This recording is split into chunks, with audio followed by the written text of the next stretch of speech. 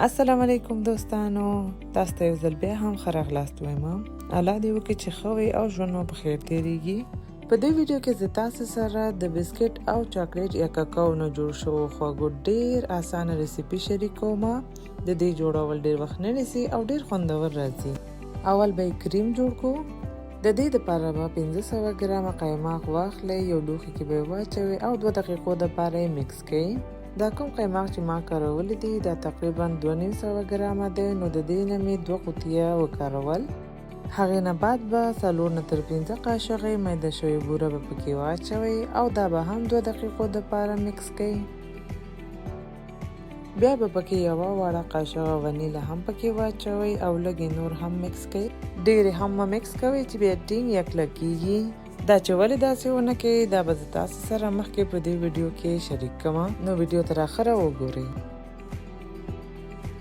کریم باید دغسې جوړ کړئ چې نه ډېر ړنګ وي او نه هم ډېر ټینګ. کریم تیار شو، اوس به شروع کړو چې د خواږه تیار کړو.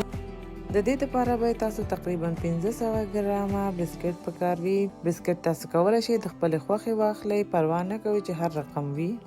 بیا به د خپلې خوښې لوښی واخلئ. ما دغسې 4 کونجه لوښی کارولی دی او بیا به یو قطار د بسکټو پکې کېږدئ. ورپسې به کریم مو چې جوړ کړی وه هغې نه لږ واخلئ او پرې واچوئ او ښه صحیح یې هوار کړئ. مخکې مې تاسو ته یادونه کړې وه چې کریم به یې ډېر ټینګ جوړ نه کړئ، هغه ځکه چې بیا بسکټ صحیح نه نرمیږي او مواد ځان ته صحیح نه جذبوي.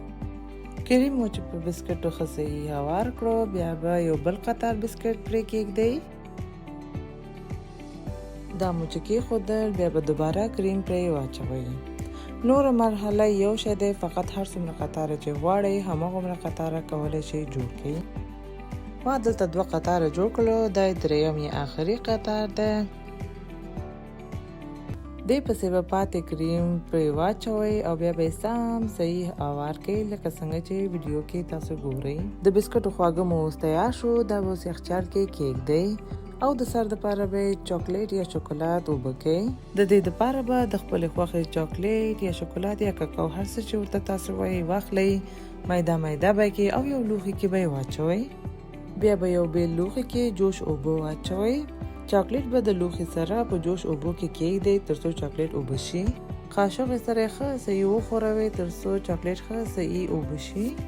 چاکلیټ تاسو کولی شئ مایکروویو کې هم ویلې کړئ، ولې زما همدا طریقه خوښیږي ځکه چې دې سره یې خوند نه خرابیږي. چاکلیټ چې ښه صحیح اوبه شو بیا به یو پلاستیک کې واچوئ او لاندې خوا نه به یې قیچي کړئ. خواږه مو چې یخچال کې ایښي وو اوس به یې راوباسئ او ډیزاین کولو ته به یې شروع کړئ او ویلې شوي چاکلیټ سره به دغسې خطونه پرې جوړ کړئ. دا یو ډېر اسان او ښایسته ډیزاین دی، ډېر په اسانۍ سره کولی شئ جوړ کړئ. چاکلیټ سره مو چې خطونه جوړ کړل بیا به یو ډکی واخلئ او دغسې ډیزاین به پرې جوړ کړئ. په ویډیو کې تاسو په ډېر تفصیل سره لیدلی شئ چې دا ډیزاین څنګه جوړیږي.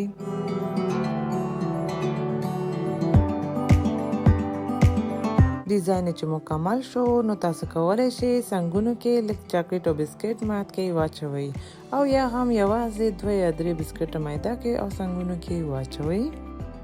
بیا به یې نو 6 نه تر 7 ساعتو دپاره یا هم شپې نه تر سهاره یخچال کې کېږدئ چې یخ شي او بسکټ پکې ښه صحیح نرم شي. بیا تاسو کولی شئ دا خواږه یخ نوشي جان کړئ. دوستانو ستاسو زړه که عادي او تکراري خوږو نه موړ شوي وي نو دا حتما یو ځل امتحان کړئ او خپل فیډبیک را سره شریک کړئ. او که زما چینل ته نوي راغلي یاست نو زما چینل در سره سبسکرایب کړئ. مننه.